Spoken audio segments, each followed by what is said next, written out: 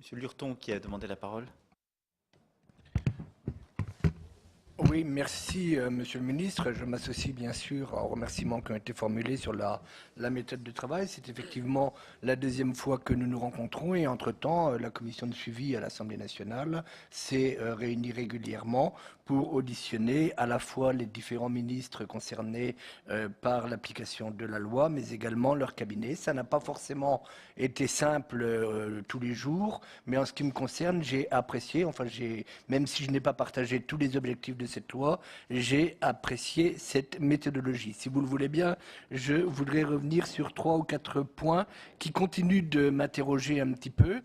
Tout d'abord, sur les autocars, vous avez en partie répondu à l'ensemble de mes questions sur la base des éléments que vous nous avez fournis sur table. Je continue quand même de m'inquiéter un peu à la fois sur la concurrence que ces autocars qui se multiplient, qui créent des emplois, vous l'avez dit, sur la concurrence qu'ils peuvent créer avec à la fois les trains d'équilibre des territoires, les TET et les TER, dont nous savons tous que les déficits sont financés par les régions et qui quand même semblent perdre en capacité de voyageurs. Est-ce que c'est lié aux autocars? Est-ce que ça n'est pas lié? Vous nous avez répondu que non.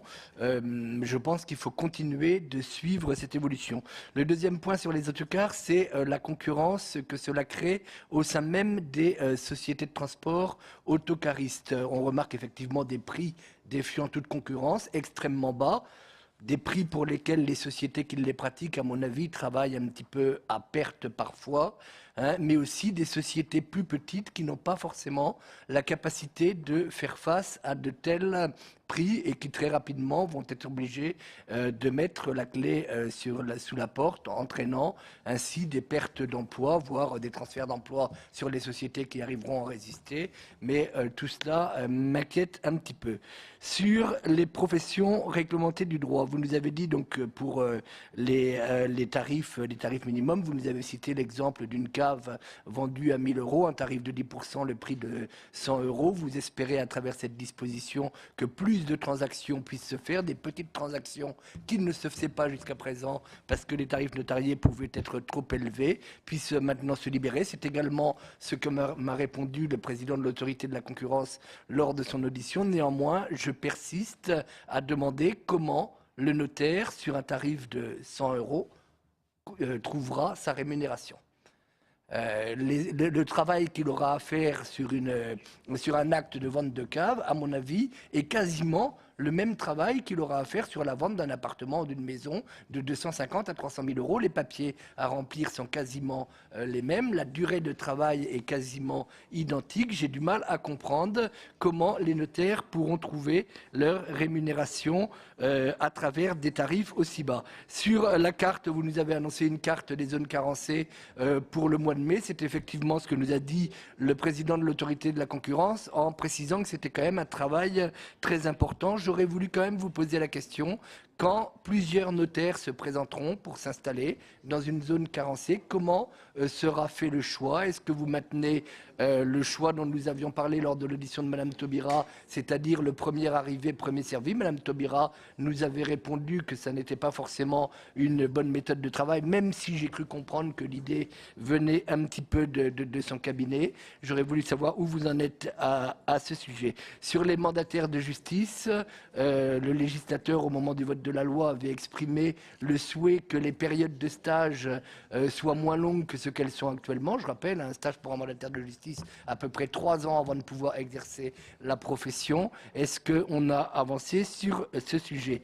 Enfin, j'avais une question plus spécifique pour ce qui concerne l'ordonnance sur les sociétés d'exercice pluriprofessionnelles, les SPE, dont vous nous avez annoncé que l'ordonnance était actuellement devant le Conseil d'État. Cette ordonnance introduit au sein de ces sociétés d'exercice pluriprofessionnel des professionnels qui pourront aussi exercer leurs fonctions hors du territoire français. Je souhaiterais savoir si ces dispositions permettront d'envisager que les cabinets anglo-saxons fassent exercer 2 professions à certains de leurs associés ou de leurs employés. Par exemple, une profession d'avocat d'affaires en Angleterre pour certains dossiers et une profession de notaire en France. Je souhaiterais savoir quelle est la position à ce sujet. Voilà, sur l'ouverture des commerces de dimanche, je m'intéresse particulièrement aux conséquences sur les zones touristiques, notamment les zones touristiques dans lesquelles l'ouverture des commerces de dimanche fonctionnait très bien jusqu'à présent, hein. Je pense à un exemple que je vous ai souvent cité qui est ma ville de Saint-Malo, dans ma circonscription, où ça marchait très bien. J'aurais voulu savoir quelles sont les conséquences, c'est peut-être un peu tôt pour l'analyser, mais j'aurais voulu suivre ça de près. Merci beaucoup. Sur le sujet des prud'hommes, je ne crois pas en avoir oublié par ailleurs. J'en viens maintenant au sujet des professions réglementées, en particulier des notaires. Vous avez raison de dire que la fiscalité, en particulier pour les transactions les plus importantes, puisque, comme on le sait, la fiscalité, elle, n'est pas forfaitaire en la matière, mais bien plus proportionnelle, est un des éléments qu'il faut aussi améliorer. C'est un débat à avoir dans le cadre des lois de finances. Mais je pense que si on veut accroître la mobilité des biens, c'est un bon débat à avoir. Et ce que j'évoquais tout à l'heure s'applique aussi pour la fiscalité. En tout cas, pour ma part, je crois à l'effet volume qui vient corriger l'effet taux. C'est-à-dire que quand on baisse le taux, on crée plus de volume et plus de transactions. Et donc les rentrées fiscales n'en sont pas forcément moindres. Je ne dis pas que je suis majoritaire dans cette maison, mais j'ai toujours en tout cas considéré que c'était plus proche de la vitalité économique d'une société, et en particulier de la nôtre. Par contre, vous avez levé, et vous avez été plusieurs à le faire, la viabilité de la réforme et le sujet du fonds de péréquation. Sur ce fonds de péréquation, donc, nous avons d'abord introduit dans le décret sorti dimanche, tous les éléments de constitution de ce fonds figurent. Et j'attire votre attention sur ce point, vous avez raison de me rappeler à l'ordre sur ce sujet, mais le décret donc établit la gouvernance de ce fonds. Il nous reste à nommer les membres et à fixer les conditions d'un prélèvement sur une base qui ne soit pas déterminée par décret. Et donc, puisque je vous rappelle que nous avions eu une première discussion avec le Conseil d'État qui censurait on a eu la censure du Conseil constitutionnel qui censurait le dispositif qu'on avait mis en place pour compétence négative. Donc, on va devoir définir proprement parler la base, ce qui suppose de revenir dans un texte de niveau législatif. Et ce que je vous propose, comme on l'avait dit, c'est qu'une proposition soit faite dans le cadre du PLFR, tel qu'indiqué en commission de suivi de l'application de la loi. C'est ce que je m'étais engagé à faire. Je demande d'ailleurs à ce qu'à cet effet, des groupes de travaux avec l'ensemble des parlementaires qui le souhaiteront puissent se mettre en place afin que nous puissions concerter sur les dispositifs envisagés et que les amendements puissent être portés au PLFR pour la constitution de ce fonds et donc des conditions du prélèvement. Mais ce fonds a donc vocation à être mis en place en PLFR de manière définitive. Ces premiers éléments figurent dans le décret et à avancer. Alors ensuite, vous êtes plusieurs à être revenus sur la viabilité pour les petits offices de ce tarif. Je le redis ici. D'abord, pour les plus petits offices, nous n'avons pas appliqué la remise. Enfin, pour les plus petites transactions, dont on semble indiquer, ce qui est la plupart du temps vérifié, que ça concerne les offices ruraux. Donc, la remise que j'évoquais de 10%, elle ne s'applique pas en dessous des biens de 150 000 euros. Premier point qui les protège. Deuxième sujet, c'est pour les tout petits actes dont on parle. Je veux d'abord lever un malentendu qui m'a semblé encore exister dans le propos de monsieur le député Hetzel sur la notion de service public rendu. S'il est avéré que des conseils gratuits sont rendus par les professionnels du notariat, ces conseils étant gratuits, ils ne sont pas tarifés. Et donc, la réforme que nous présentons n'affecte pas le conseil gratuit, puisque par définition, il n'était pas payant. Bon. Donc, la question... Non, mais je tenais quand même à y revenir, parce qu'un malentendu avait pu s'instaurer. Ça n'est pas une notion de service public. Quand ils font payer 1 000 ou 2 000 euros la cession d'une cave à parking, ça n'est pas la notion que je me fais du service public. Bon, c'est un tarif, puisque ce sont des officiers publics ministériels. La péréquation qui pouvait exister dans un office se faisait sur les actes les plus importants, qui pour ces offices ruraux pouvaient être en effet des actes de cession d'un bâtiment ou autre autour des 100, 120 000 euros. On les a protégés de la remise. La catégorie d'actes qui est touchée par la réforme, et je ne le nie pas, hein, je le dis moi-même, ce sont les actes les plus petits qui sont tarifés. Mais regardons ensuite la réalité de ces actes. D'abord, je pense qu'il est important de rappeler qu'ils pourront toujours facturer un conseil non lié à l'acte, ça c'est indéniable, ce qui se fait d'ailleurs dans beaucoup de choses. Et donc, si on est dans une cession à un divorce, on ne tarifie pas que l'acte, mais l'ensemble des prestations qui y sont attachées, qui font toujours l'objet d'une prestation tarifée et qui ne sont pas touchées par le plafond. Ensuite, est-ce que la cession d'une parcelle ou d'un garage, c'est autant de diligence qu'une maison? Aujourd'hui, ça n'est pas tout à fait vrai. Ça peut prendre un temps certain. Maintenant, le minimum qu'on met à 90 euros je le rapporte aux heures passées, n'est pas non plus ridicule. Est-ce que ces notaires ne font que ce type d'acte? Je ne le crois pas. J'en viens enfin à mon argument, qui était de dire qu'aujourd'hui, sur beaucoup d'actes, c'est ce qu'on a constaté collectivement, on a un blocage des transactions qui sont liées à ces tarifs. Et là, on ne parle pas des droits de mutation hein, pour ces parcelles, parce que les droits de mutation restent extrêmement, justement, modiques. On parle véritablement d'un tarif qui, parce qu'il était forfaitaire, était décorrélé de la réalité économique. Et donc, notre conviction, c'est qu'on va créer une dynamique en termes de volume qui viendra compenser cela. Alors, la meilleure façon de vérifier et de corriger, c'est en effet d'avoir de la visibilité. C'est pour cela qu'on a demandé à ce que les comptes analytiques soient remontés et que beaucoup plus d'informations soient remontées sur la réalité économique de ces offices. C'est le cas à partir du début de l'année 2017. Donc on voit bien qu'on a en fait un semestre sur lequel on va mettre en place des dispositifs de suivi ad hoc avec la profession pour vérifier qu'il n'y a pas de difficultés observées qui soient exorbitantes.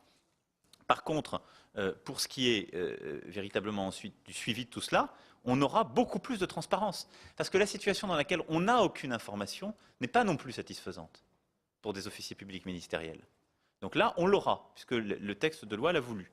Et on pourra suivre ainsi les choses. Et ensuite, ce fonds de péréquation a vocation justement à corriger les situations de fragilisation qui adviendraient pour certains offices. Donc je crois qu'on a un système qui sécurise ces offices qui pourraient apparaître comme étant les plus fragiles. Et moi, je suis totalement là à l'écoute. Et c'est un travail au-delà des instruments de mesure qu'on a mis en place et le dispositif que je viens d'évoquer. Moi, je suis tout à fait à disposition de l'ensemble des parlementaires ici présents pour qu'on regarde tous les cas concrets. Puisque c'est le débat que j'ai voulu avoir avec les professionnels. On a eu un débat en quelque sorte en masse. On n'a pas suffisamment d'informations. On a quand même réussi à avoir une approche extrêmement analytique par le travail qui a été fait pendant plusieurs mois par l'ensemble des services. Mais on ne peut pas répondre à l'opacité par l'inaction. Et donc là, on a, je crois, un acte proportionné. On est très vigilant pour qu'il n'y ait pas de déstabilisation.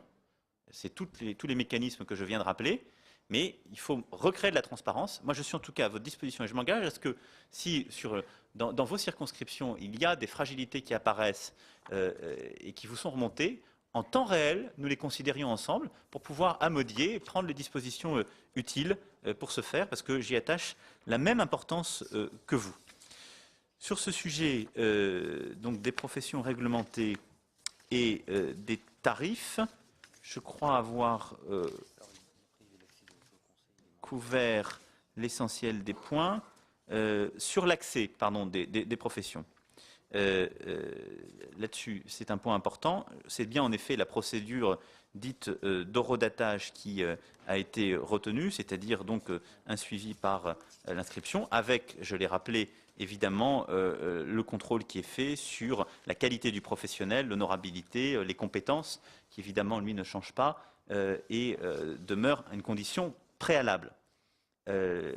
Pour donc l'accès des mandataires de justice, par ailleurs, qui est point plus spécifique soulevé par le député Lurton, le projet prévoit des dispenses et des réductions de stage.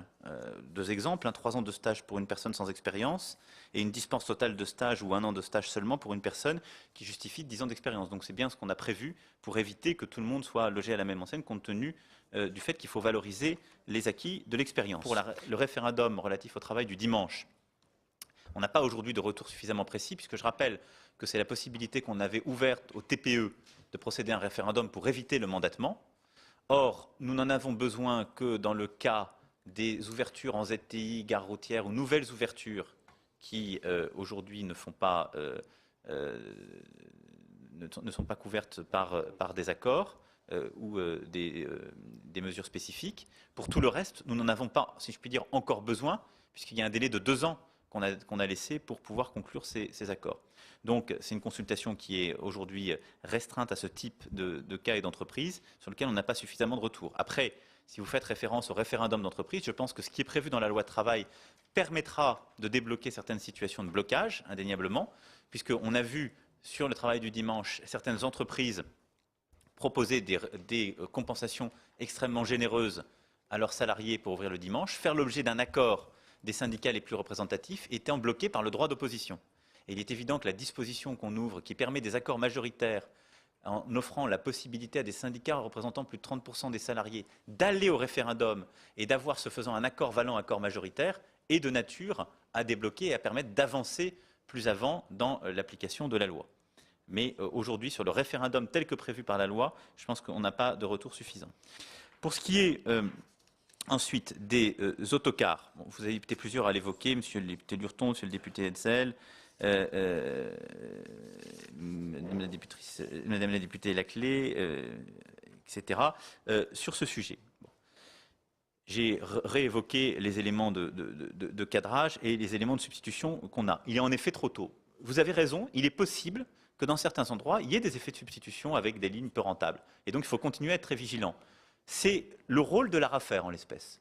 Quand l'ARAFER considère qu'il y a une fragilisation des lignes en place, elle doit donner un avis négatif qui empêche l'ouverture. C'est ce qu'elle a fait dans plusieurs cas, hein. Soit de lignes d'autocars existantes, soit de lignes de train. Donc, il est trop tôt pour avoir un jugement définitif. Ensuite, il est un point clair, c'est que dans la stratégie de la SNCF, mais dès avant cette réforme, il y avait une substitution parfois de certains trains par l'autocar, mais parce que c'était plus rentable pour l'entreprise publique et c'était un meilleur service pour les concitoyens. Parce que parfois, aussi rapide si ce n'est moins cher et avec beaucoup moins d'entretien. Et donc, il ne faut pas là-dessus qu'on confonde tous les sujets. On ne l'a pas ouvert par cette loi, mais il est clair que ça rentre dans la stratégie de la SNCF. Et on ne peut pas avoir des injonctions permanentes et paradoxales à l'égard de la SNCF. On lui demande de ne pas se surendetter, de baisser ses tarifs et en même temps de ne pas se diversifier. Et je pense que ça rentre dans cette offre. Il faut optimiser la mobilité sur le territoire. Il y a des endroits où le train à tout prix n'est pas forcément la meilleure solution, même si ce ne sont pas nos représentations collectives, et je l'entends. Après, il y a plusieurs compagnies qui aujourd'hui, en effet, tirent les prix vers le bas. Vous l'avez dit à plusieurs reprises. Je pense que ça va se stabiliser. Je suis en tout cas, moi, très vigilant avec mes collègues à un point, c'est qu'il n'y ait pas de recours au travail détaché en la matière.